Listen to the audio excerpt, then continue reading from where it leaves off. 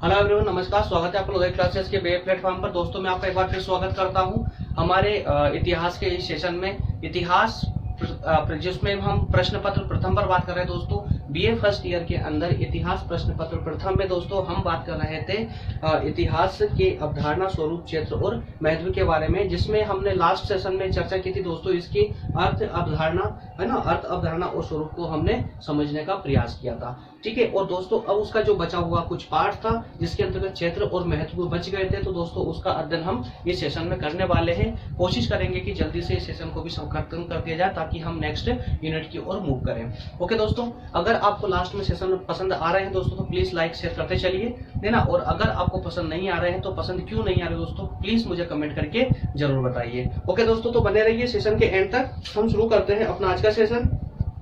Last class में हमने जो देखा था उसका जो भी हमने पढ़ा था दोस्तों, हल्का सा उसका रिवीजन कर लेते हैं जिससे कि हमारा जो है आज का कंसेप्ट की एक लिंक क्रिएट हो जाए। ठीक है।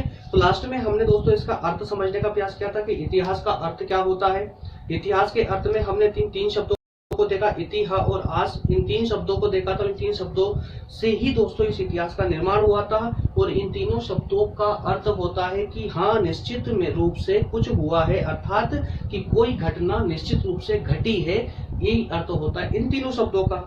ठीक है ना। इसके अलावा दोस्तों हमने बात की थी अवधारणा की, और अवधारणा के अंतर्गत हमने भारतीय अवधारणा और यूनानी अवधारणाओं पर चर्चा की थी। वन बाय वन करके हमने देखने का प्रयास किया था कि भारतीय अवधारणा क्या होती है। तो भारतीय अवधारणा के अंतर्गत हमने ये देखा था कि कुछ इतिहासकार जो है भारतीय इतिहासकारों की आलोचना के रूप में कहते हैं कि भारतीय इतिहासकार तथ्य विहीन है, जबकि हमने कहा कि नहीं भैया, ऐसा संभव नहीं है कि हमारे इतिहासकारों के पास तो शुरू से ही ऐसे तथ्य थे, उन तथ्यों के आधार पर ही उन्होंने घटनाओं का वर्णन किया है और उन तथ्यों के आधार पर ही उन्होंने जो है ऐतिहासिक ग्रंथों की रचना की है। अगर आपकी बात सच होती, अर्थात कि अगर भारतीय इतिहासकार तथ्य विहीन होते तो वो वर्तमान जीवन पर चर्चा नहीं करते। वर्तमान जीवन जैसे कि जो प्राचीन समय दोस्तों, जो हजारों साल पहले जो ग्रंथ लिखे गए थे, वो ग्रंथ आज भी वर्तमान समय के लिए भी महत्वपूर्ण है। तो ऐसा कैसे हो पाया?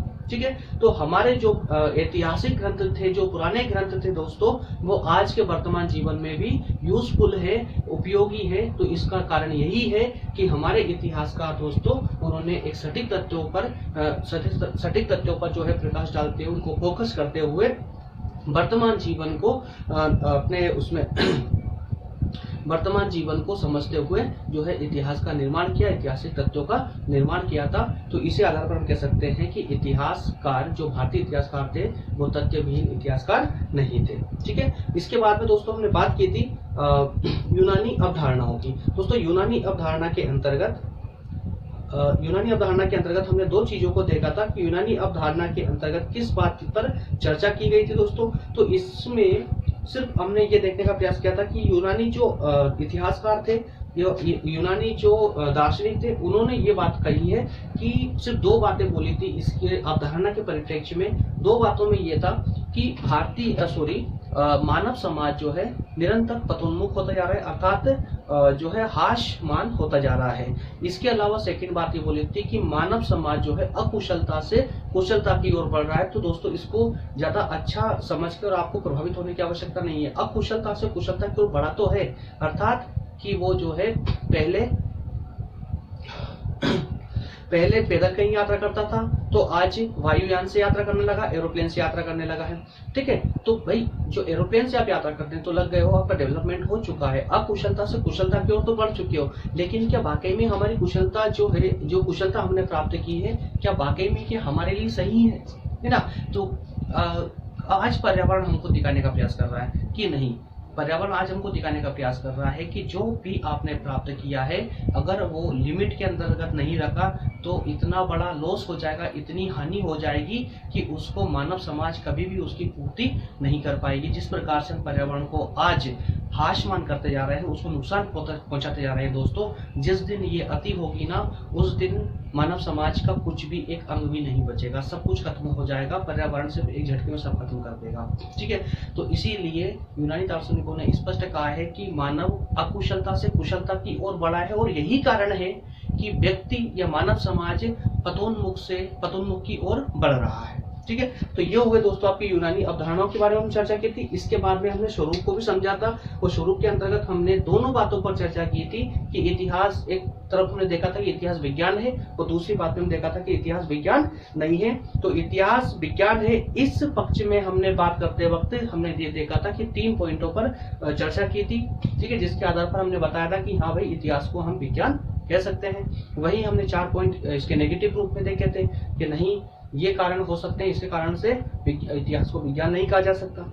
उसके बाद में दोस्तों हमारा लास्ट सेशन जो बच गया था, जो पार्ट छूटा हुआ था, उसी पर आज हम चर्चा करने वाले हैं, और वो पार्ट का हमारा क्षेत्र का, ठीक है, कि इतिहास का क्षेत्र क्या क्या हो सकता है। इतिहास का क्षेत्र दोस्तों, इसको आपको कंफ्यूजन, इसमें आपको कंफ्यूजन नहीं होना चाहिए, ये आपके माइंड में क्लियर होना चाहिए। कुछ भी ज्यादा टफ नहीं है, कुछ भी अलग नहीं है, जो हम अध्ययन अभी तक करते आए हैं सेम टू सेम वही अध्ययन है, सिर्फ आपकी सोच से सिर्फ 2 इंच दूर है दोस्तों। मैं पूरा यकीन दिलाता हूँ आपको, जो आप पढ़ रहे हैं, जो अभी जस्ट आप ये क्षेत्र पढ़ने वाले हैं, हो सकता आप मेरे दोस्तों ने किसी ने जो बुक खोली होगी तो इतने सारे क्षेत्र देख करके, जैसे इसमें 10 पॉइंट तो मैं खुद ही लेकर आया हूँ, इतने सारे जो है पॉइंट देख करके आपको कंफ्यूजन क्रिएट हो गए कि यार ये इतिहास के अंदर ये सब क्या पढ़ना पड़ रहा है, ठीक है।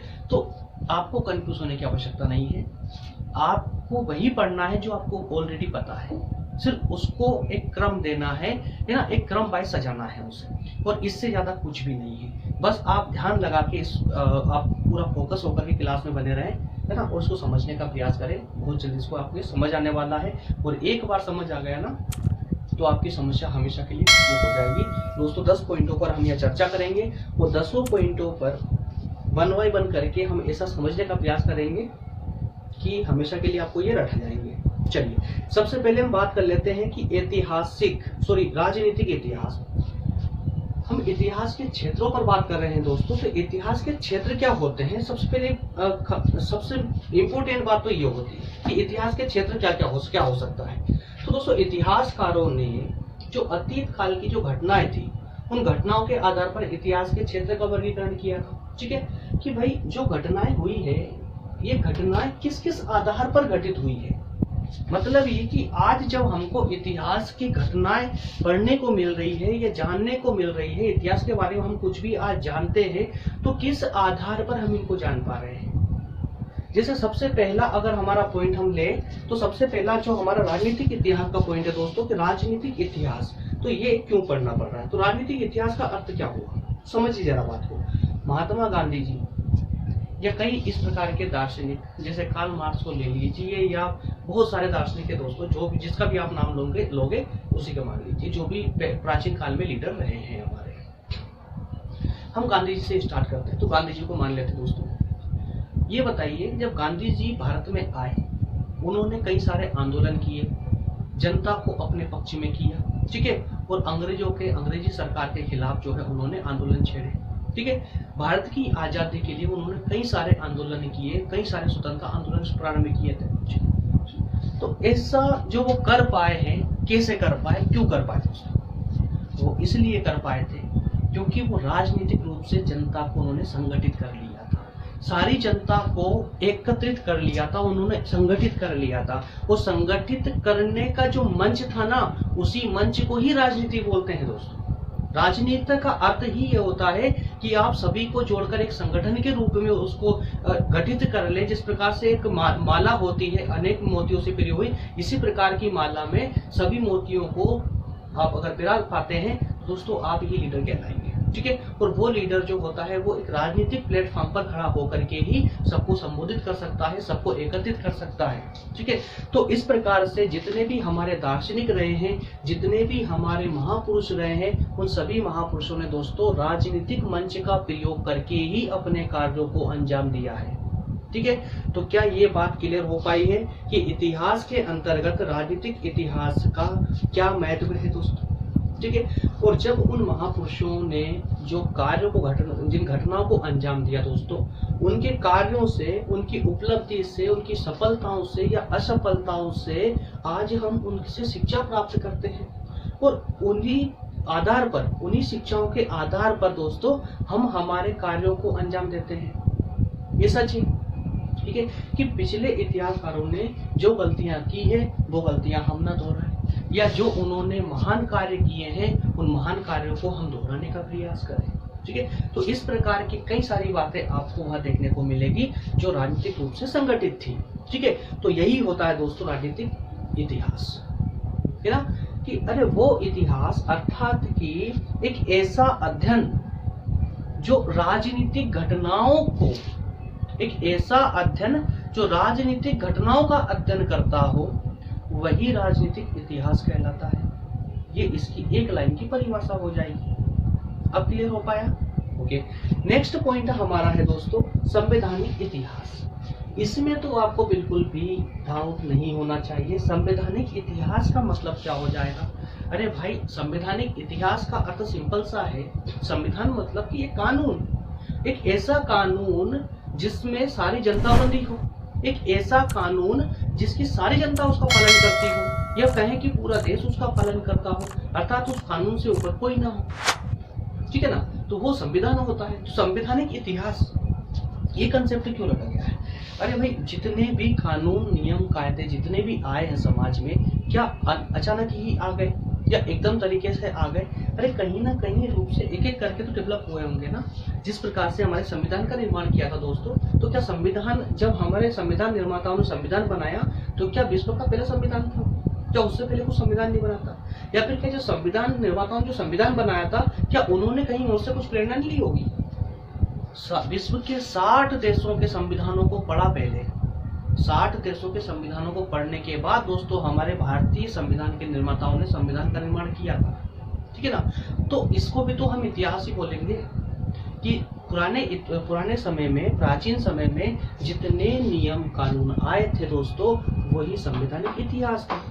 ठीक है, तो इस प्रकार से हम कह सकते हैं कि जिस प्रकार से मनुस्मृति स्मृति रही है दोस्तों, जस्टिनियन कोड है, कोड ऑफ नेपोलियन है, या मेकाले का इंडियन पेनल कोड है, तो इस प्रकार के कई सारे कानून थे जिन्होंने जन सामान्य को प्रभावित किया था, और वही जो दोस्तों संवैधानिक इतिहास की श्रेणी में आता है। ठीक है, क्या ये सेकंड पॉइंट भी आपको क्लियर हो पाया है? अगर नहीं हुआ तो प्लीज मुझे कमेंट कीजिए दोस्तों, मैं आपको बिल्कुल आपका डाउट जरूर क्लियर करूंगा। ठीक है यार, और कितना कर सकता हूँ ये बताइए आप। आपकी डिमांड पर, एक कमेंट, एक सिंगल कमेंट पर मैं 2 से 3 दिन के अंदर उस पर क्लास लेके आ जाता हूँ। दूसरी बात, छोटा मोटा डाउट होता है तो मैं आपको व्हाट्सएप नंबर प्रोवाइड कर रखी, जो कि हर वीडियो की डिस्क्रिप्शन में डाल देता हूँ। आप व्हाट्सएप पे ज्वाइन करके भी अपनी समस्या का समाधान कर सकते हैं। इसके अलावा मैं आपको नोट्स भी प्रोवाइड कर रहा हूँ, जिससे कि आपको नोट्स बनाने में या पढ़ने में कोई कंफ्यूजन ना हो। टेलीग्राम के माध्यम से वो भी कर रहा हूँ, है ना। और आपसे मांगता क्या हूँ, सिर्फ एक लाइक और एक शेयर। ठीक है, तो लाइक और शेयर, बस इससे ज्यादा कुछ भी नहीं। ठीक है, चलिए ये सेकंड भी क्लियर हो चुका है। अब नेक्स्ट दोस्तों हम बात करेंगे आर्थिक इतिहास की।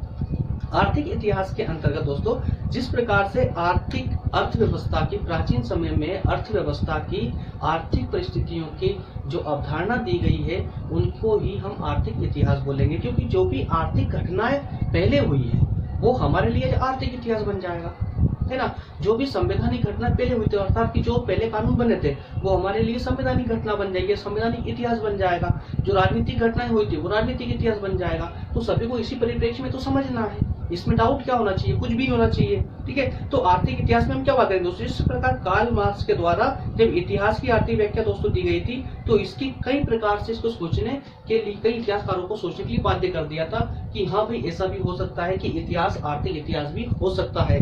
और इसकी चर्चा सबसे पहले किसने की थी? कार्ल मार्क्स ने की थी। नाम याद रखिए दोस्तों, ये 3rd ईयर तक आपको पीछे नहीं छोड़ेगा, है ना। कार्ल मार्क्स बहुत इंपॉर्टेंट नाम है। तो इसीलिए समाज ने अपनी आजीविका के साधनों को किस प्रकार उत्पन्न किया, इसका ज्ञान आपको आर्थिक इतिहास के अंदर ही देखने को मिलता है। ठीक है, नेक्स्ट है सामाजिक इतिहास। सामाजिक इतिहास में समझने की ज्यादा आवश्यकता नहीं है। सामाजिक इतिहास मतलब सिंपल सी बात है कि प्राचीन समय में हमारे समाज की क्या स्थिति थी, और अगर आपको समाज की क्या स्थिति थी, क्या परंपराएं थी, क्या रूढ़ियां थी, कैसा उनका लाइफ स्टाइल था, ये सब ही हमारा सामाजिक इतिहास बन जाता है।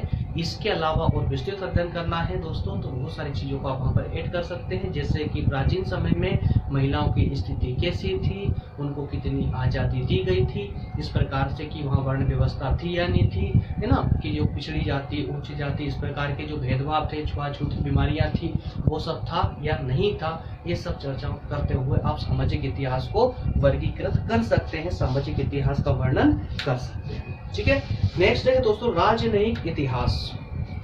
पॉइंट नंबर 5, इसमें हम बात कर रहे हैं राजनयिक इतिहास की कि ये राजनयिक इतिहास क्या होता है। तो राजनयिक इतिहास से भी दोस्तों एक सिंपल सी अवधारणा है, जिस प्रकार राजनयिक इतिहास का अर्थ होता है कि दो या दो से अधिक राष्ट्र या दो देशों के मध्य में संबंध कैसे हो सकते हैं, उसका वर्णन करता है ये राजनयिक इतिहास। ये दो देश, दो या दो से अधिक देश, जिस प्रकार से हम कहते हैं कि प्राचीन समय की दोस्तों अगर हम बात करें कि आज से लगभग 3 से 4 हजार साल पहले की हम अगर बात करें, अर्थात हमारे प्राचीन समय की बात करें दोस्तों, तो उस समय हम कह सकते हैं कि हमारे जो संबंध थे, म्यांमार अर्थात बर्मा से संबंध थे, जापान से हमारे संबंध थे, इंडोनेशिया से हमारे संबंध थे। इसी प्रकार से अगर हम उत्तर और पश्चिम की बात करें दोस्तों, तो उत्तर पश्चिम में भी हमारे काफी यूरोपीय देशों से भी हमारे संबंध हुआ करते थे। तो यही संबंधों को राजनयिक इतिहास बोला गया है। ठीक है ना। तो लेकिन इसमें एक छोटा सा एक प्रॉब्लम आ जाती है कि जब भी हम इस राजनयिक इतिहास की बात करते हैं दोस्तों, तो इसमें सिर्फ देशों के अच्छे संबंधों का वर्णन किया गया है। जहां भी कटुतापूर्ण संबंध थे उसकी चर्चा इसके अंतर्गत नहीं की गई है, सिर्फ इसकी आलोचना है। ठीक है, नेक्स्ट हम बात करेंगे सांस्कृतिक इतिहास कि हमारा सांस्कृतिक इतिहास कैसा रहा है। अरे भाई, जब भारत की बात करेंगे ना तो सांस्कृतिक और धार्मिक इतिहास के तो क्या कहते हैं। अगर सबसे बड़ा कोई इतिहास है पूरे विश्व में दोस्तों, पूरे विश्व में अगर सबसे बड़ा कोई इतिहास है तो भारत का इतिहास है। और भारत का इतिहास में सांस्कृतिक और धार्मिक इतिहास में पूरे विश्व में भारत अग्रणी है ना।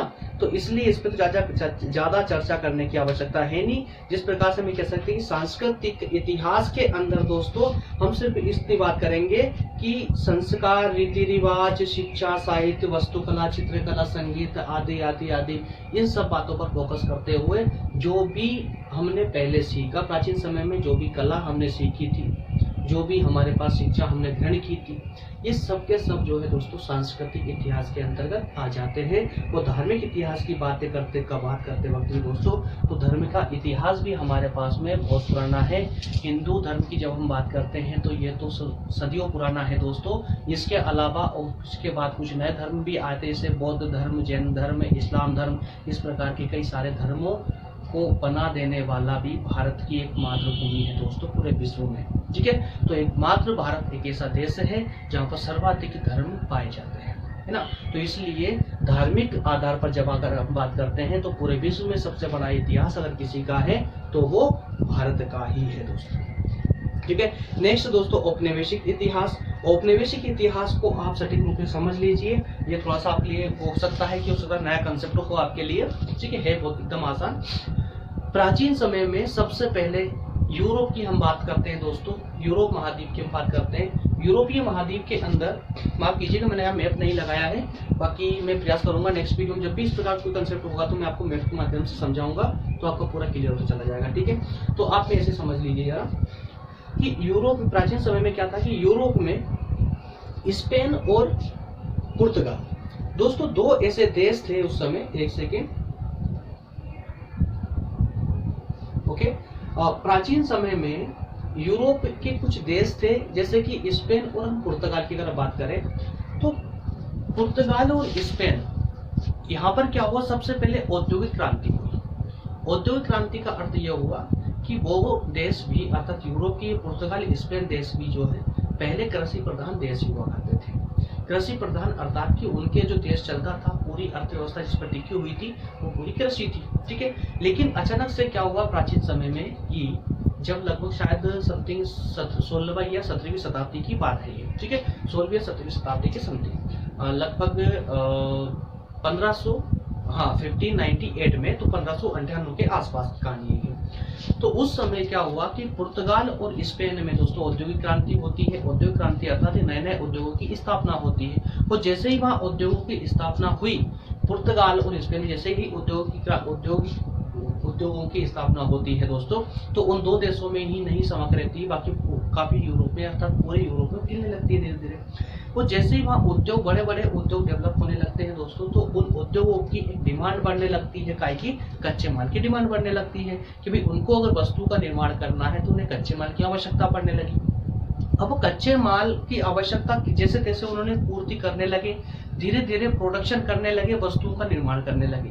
अब वस्तुओं का निर्माण इतना सारा हो गया कि अब उन्हें एक ऐसा बाजार चाहिए था जहां पर वो अपनी वस्तुओं को बेच सके, ठीक है ना। तो दोस्तों दोनों चीज की खोज में कौन कौन सी, कच्चे माल की तलाश और बनी हुई वस्तुओं को बेचने के लिए बाजार, इन दोनों की तलाश में उन्होंने अब सर्च करना चालू कर दिया, तलाश करना चालू कर दिया कि ऐसी जगह कौन सी हो सकती है जहां हमारी दोनों आवश्यकताओं की पूर्ति हो सके। तो इसी प्रकार से दोस्तों पुर्तगाल और स्पेन ने सबसे पहले ये उपनिवेश वाला कार्य शुरू किया।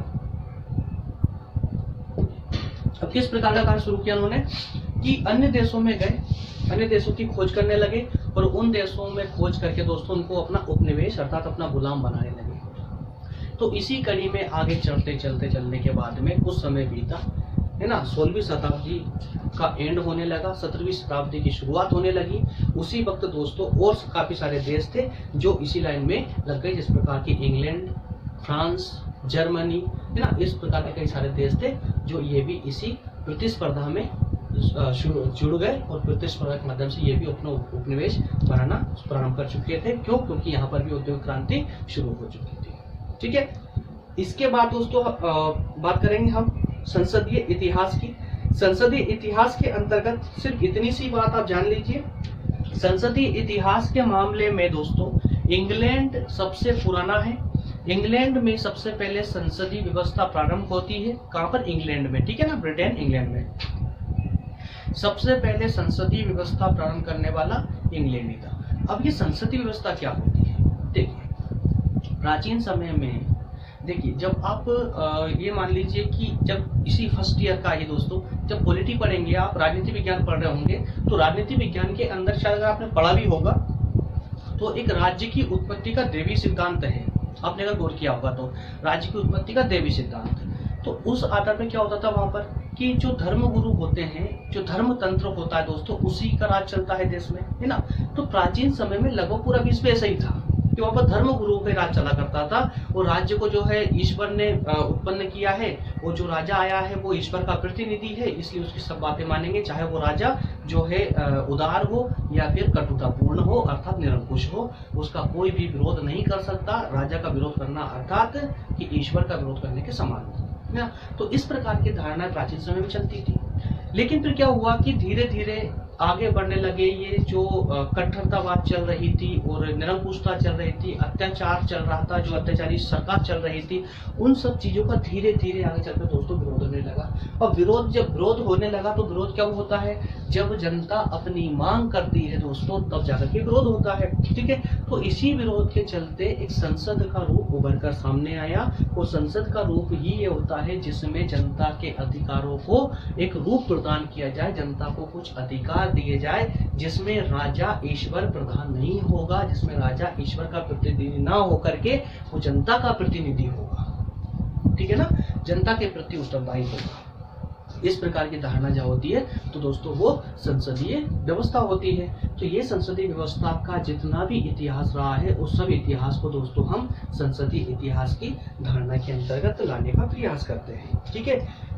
नेक्स्ट है सैनिक इतिहास। दोस्तों सैनिक इतिहास में आपको जानने की आवश्यकता होगी नहीं मेरे ख्याल से, क्योंकि कोई सा भी राज्य हो या कोई सा भी राजा हो, राजा के उदय होने में और उसके पतन होने में दोनों में ही जो दोस्तों महत्वपूर्ण भूमिका अदा करते हैं वो कौन होते हैं? सैनिक होते हैं। जब जब सैनिकों ने अपना हौसला बुलंद किया है तब तब राज्य का उत्थान हुआ है और जब जब सैनिकों ने अपनी हार मानी है तब तब उस राज्य का पतन हुआ है, ठीक है।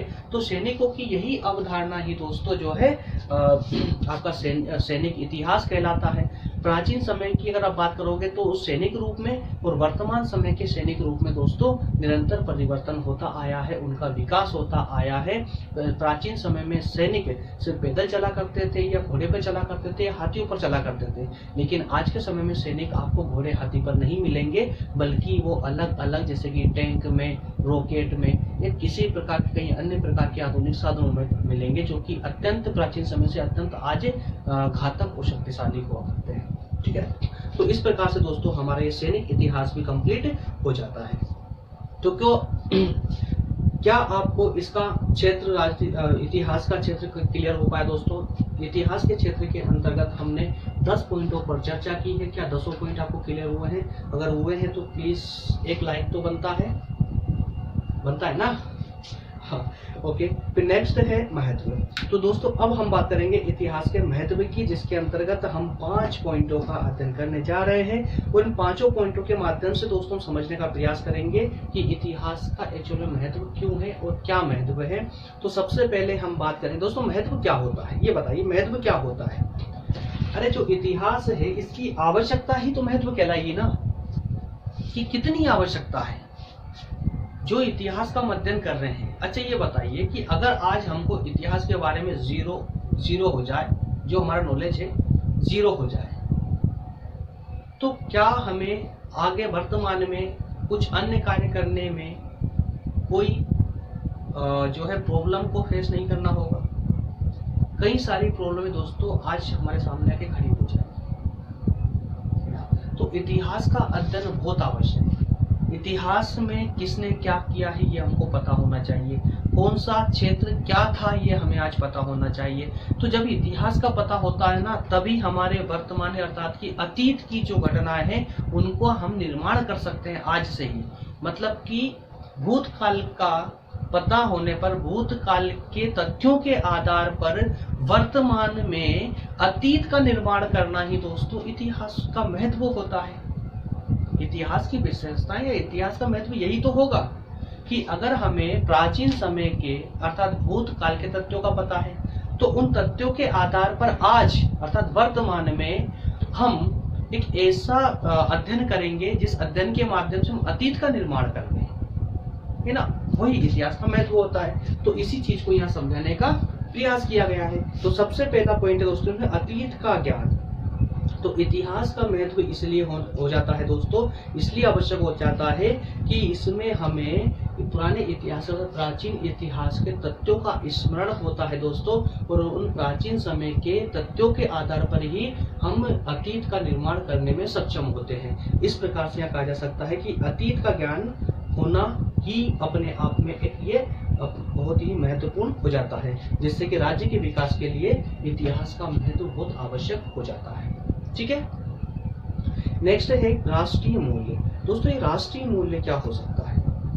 इसमें एक स्टेटमेंट है शेख अली जी का। तो शेख अली जी ने कहा कि इतिहास का अध्ययन समय की बर्बादी या विलासिता नहीं है, बल्कि ये एक आवश्यकता है।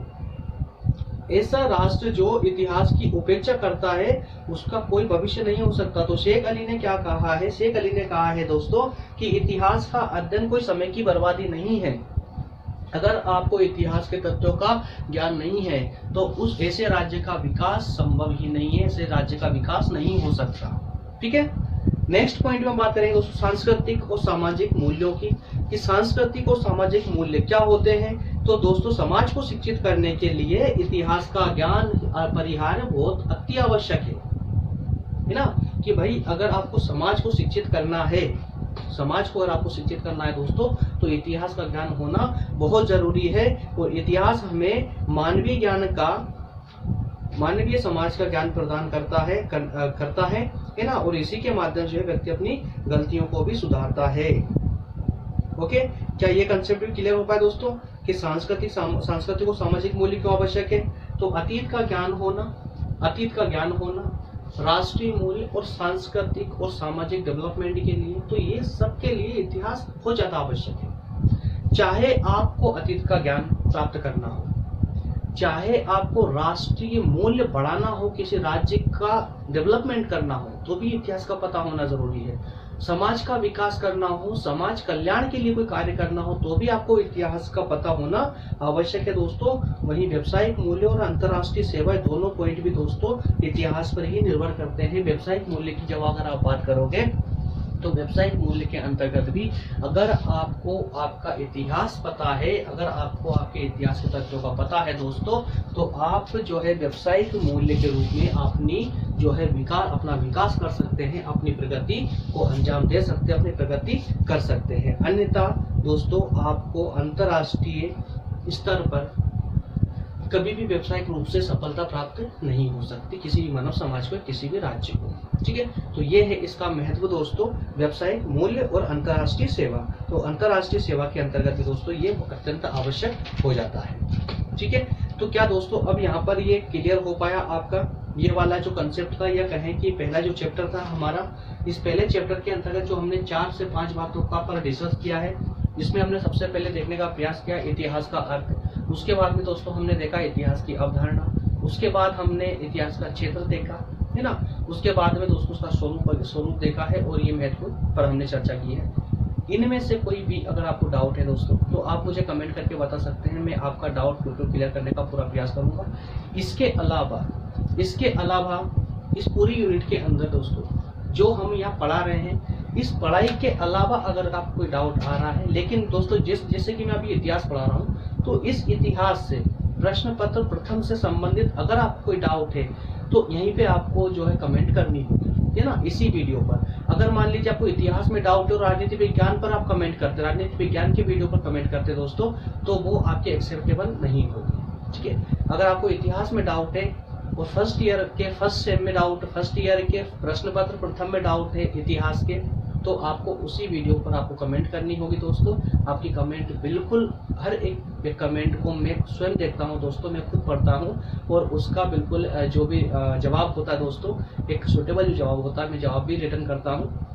इसके अलावा उसका डाउट पूरा क्लियर करने का पूरा प्रयास करता हूं। ठीक है, तो दोस्तों उसके अलावा ये 5 क्वेश्चन हमारे वस्तुनिष्ठ प्रश्न है, इस पे जरा हम एक नजर डाल लेते हैं दोस्तों, जो कि लगभग सभी बुकों में आपको मिल जाएंगे, है ना।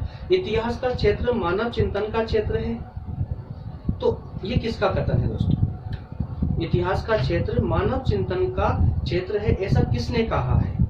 तो दोस्तों ऐसा कलिंगवुड का कथन है, ये कलिंगवुड का कहना है। तो ऐसे कुछ जो टर्मिनोलॉजी होती है, ये फैक्ट है ना दोस्तों, ये आपके नोट्स में हैंड रिटन होने चाहिए, लिखे हुए होने चाहिए, क्योंकि ये सिर्फ मैं वस्तुनिष्ठ प्रश्नों की नहीं बता रहा हूँ। जब आप थ्योरी लिखते हैं ना, वो जब थ्योरी लिखते वक्त अगर आपको ऐसे फैक्ट याद होते हैं ना, तो आपकी थ्योरी की जो स्टोरी होती है ना, वो स्टोरी ऑटोमेटिक बनती चली जाती है।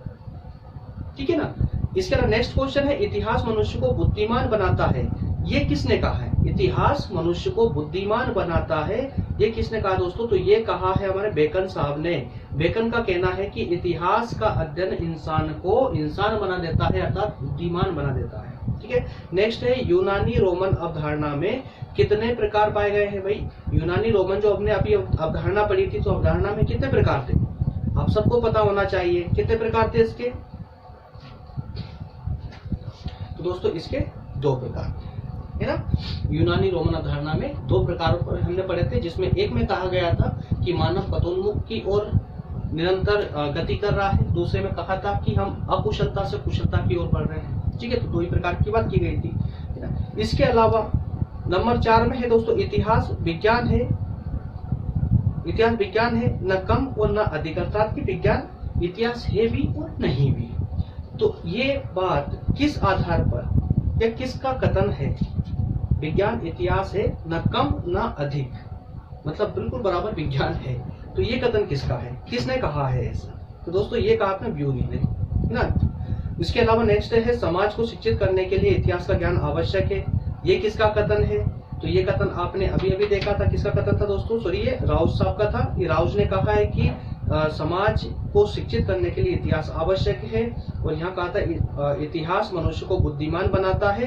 तो ये जो कहा था ये आपके बेकन ने कहा था। ठीक है, तो ये 5 दोस्तों, ये 5 सिर्फ फैक्ट थे, इसलिए मैंने आप इसके अंतर्गत लेके आया हूँ। 5 फैक्ट आपकी शॉर्ट नोट्स में होने चाहिए। ठीक है, तो तब तक के लिए दोस्तों, अभी तक के लिए आपको बहुत बहुत धन्यवाद, जो आप हमारे सेशन के एंड तक बने रहे, आपने कंप्लीट किया। ठीक है, अगर आपका प्यार इसी प्रकार मिलता रहा तो हम इस सेशन को दोस्तों इसी प्रकार से कंटिन्यू रखेंगे और आपकी डिमांड को आप हमेशा पूरा करते रहेंगे। ठीक है, मिलते हैं नेक्स्ट क्लास में दोस्तों, तब तक के लिए धन्यवाद, थैंक यू।